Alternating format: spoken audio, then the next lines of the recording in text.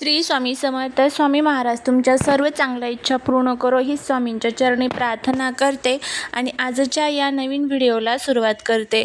ज्या घरामध्ये रोज देवांना स्नान घातले जाते त्या घरातील स्त्री पुरुषांनी ही एक चूक केली तर लक्षात ठेवा, संपूर्ण घराची भरभराट थांबते आणि हळूहळू घरात दारिद्र्य, आजारपण आणि संकटे येऊ लागतात. होय, तुम्ही रोज देवांची पूजा करता, पण जर योग्य पद्धतीने देवांना स्नान घालत नसाल तर त्याचा उलट परिणाम होऊ शकतो.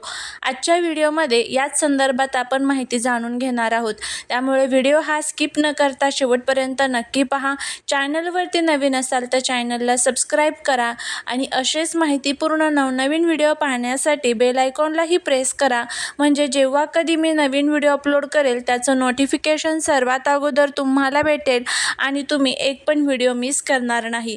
त्याचबरोबर कमेंटमध्ये ओम नमो भगवते वासुदेवाय नमः लिहायला विसरू नका, जेणेकरून भोलेनाथांची तुमच्या कुटुंबावर, मुलांवर अगदी भरभरून अशी कृपा होईल.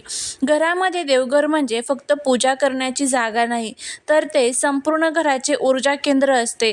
ज्या घरामध्ये देवघर व्यवस्थित असते त्या घरात सकारात्मक ऊर्जा वाढते, घरातील वाद कमी होतात, आर्थिक स्थैर्य मिळते, मानसिक शांती टिकून राहते. देवघर म्हणजे श्रद्धेचे स्थान, शक्तीचे स्थान आणि आपल्या कर्मांना दिशा देणारे स्थान. म्हणूनच आपल्या धर्मशास्त्रांमध्ये सांगितलं आहे, ज्या घरात देव असतात तिथे एक घर मंदिरासारखे पवित्र होते. देवघर बनवताना काही नियम पाळले पाहिजेत, ज्यामध्ये योग्य दिशामध्ये देवघर असणे हे खूप महत्त्वाचे असते. पूजा करताना चेहरा हा नेहमी पूर्व किंवा पश्चिम दिशेला होईल याची आपल्याला काळजी घ्यायची असते. त्याचबरोबर देवघर नेहमी स्वच्छ ठेवावे, धूळ, कचरा किंवा अस्तव्यस्तपणा टाळावा. देवघर जमिनीपासून थोडे उंच असावे. देवांची मूर्ती थेट जमिनीवरती ठेवू नका. घरात ठेवलेल्या मूर्तींना खूप मोठे महत्त्व असते.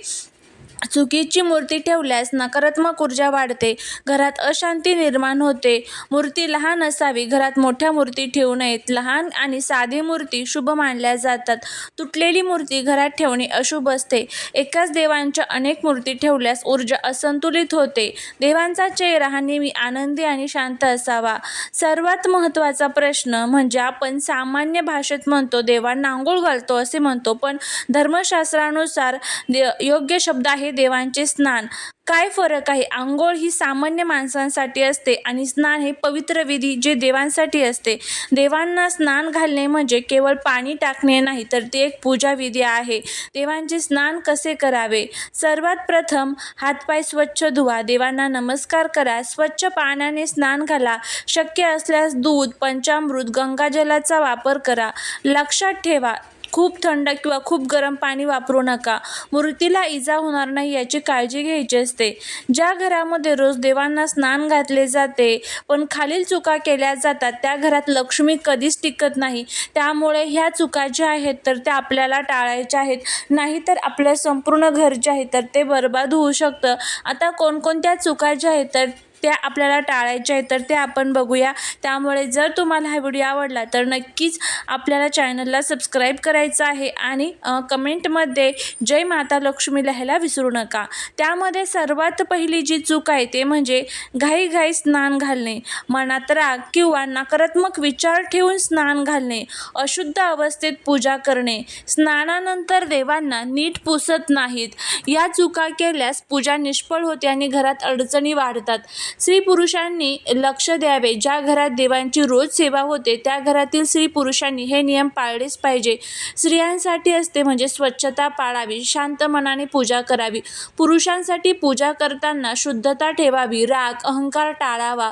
चुकीचे केल्यास काय परिणाम आपल्याला भोगावे लागतात तर घरात भांडणे वाढतात, पैसा टिकत नाही, मानसिक ताण वाढतो, कामात अडथळे येतात.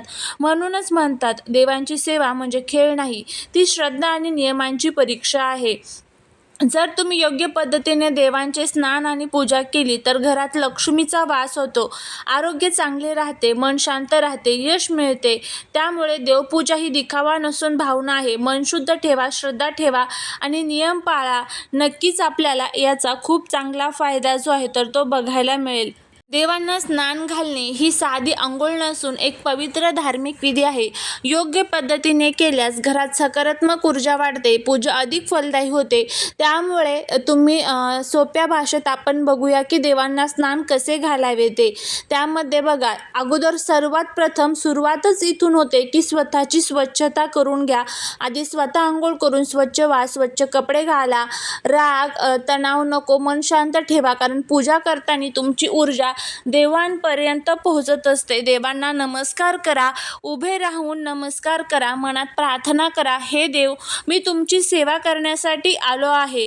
स्नानासाठी तयारी करा. स्वच्छ पाणी, तांब्याचा पितळेचा लोटा, छोटा ताट, पात्र, स्वच्छ कापड, शक्य असल्यास गंगाजल, पंचामृत, दूध, दही, तूप, मध, साखर, नाहीतर फक्त पाणी घेतलं तरी चालेल. हलक्या हाताने मूर्तीवर पाणी ओता. जबरदस्तीने किंवा जोरात पाणी टाकू नका. लक्षात ठेवा, मूर्तीला इजा होणार नाही याची काळजी घ्या. त्याचबरोबर विशेष प्रसंगी पंचामृताचा वापर करा. विशेषतः गुरुवार, सोमवार, सण, उत्सव या दिवशी पंचामृताने देवांना अंघोळ घाला. शेवटी पुन्हा स्वच्छ पाण्याने अंघोळ घाला. पंचामृत नंतर स्वच्छ पाणी होतं, यामुळे मूर्ती स्वच्छ होतात. मूर्ती पुसणे हे खूप महत्त्वाचे आहे. स्वच्छ मऊ कपड्याने मूर्ती अलगद पुसा. ओलसर मूर्ती ठेवू नका. देवांना स्वच्छ वस्त्र घाला. शक्य असेल तर फुले, हार अर्पण करा. त्याचबरोबर धूप दिवा लावा, आरती करा, नैवेद्य अर्पण करा. घाईत स्नान घालू नका. राग किंवा वाईट विचार मनात ठेवू नका. खूप गरम किंवा थंड पाणी वापरू नका. ज्या घरामध्ये देवांना स्नान घातले जाते पण श्रद्धा आणि स्वच्छता आणि नियम पाळले जात नाही, त्या घरात पूजा असूनही शांती राहत नाही. म्हणून भावना आणि नियम पूर्ण पूजा असते. त्यामुळे ह्या सर्व गोष्टी ज्या आहेत तर त्या आपल्याला पाळायच्या असतात. स्वच्छता, शांत मन, हलक्या हाताने स्नान, शेवटी पुसणे आणि सजवणे ह्या खूप महत्त्वाच्या गोष्टी असतात ज्या आपल्याला पाळायच्या असतात. अशा पद्धतीने तुम्ही जर स्नान घातले तर त्याचा खूप चांगला फायदा जो आहे तर तो आपल्याला होईल. स्नान घातलेले पाणी हे साधे पाणी नसते, ते पवित्र तीर्थ मानले जाते. मग योग्य काय करावे ह्या पाण्याचे? ते झाडांना घालावे. हे पाणी तुळशी किंवा इतर झाडांना तुम्ही घालू शकता. पण बघा, तुळशीला जे देवांचे पाणी असते तर ते चुकूनही घालू नये, कारण तुळस सुद्धा एक देवी मानली आहे. त्यामुळे आपल्या घरातील जे इतर झाडं आहेत तर त्या झाडांना तुम्ही ते पाणी जे आहे तर ते ओतू शकता. त्यानंतर थोडे तीर्थ आपण स्वतः डोक्याला लावावे, थोडं प्यावं आणि थोडेसे जे काही आहे तर ते आपल्या घरामध्ये शिंपडावे. कारण जे हे पाणी असतं त्यामध्ये एक सकारात्मक ऊर्जा तयार झालेली असते आणि त्यामुळे काय होतं की आपल्या घरामधील जे काही वाईट शक्ती आहे तर त्या नष्ट होण्यासाठी मदत होत असते. आता ह्या पाण्याचे काय करू नये? बाथरूममध्ये किंवा नाल्यात टाकू नये, पायाखाली अशा ठिकाणी टाकू नये, कचऱ्यात टाकू नये, कारण हे पाणी देवांना स्पर्श केलेले असते. आता बघा, सर्वच देवांना एकाच ताटात ठेवून स्नान घालावे का? तर याचे उत्तर आहे नाही. असे करणे योग्य नाही. का टाळावे? तर प्रत्येक देवाची ऊर्जा वेगळी असते.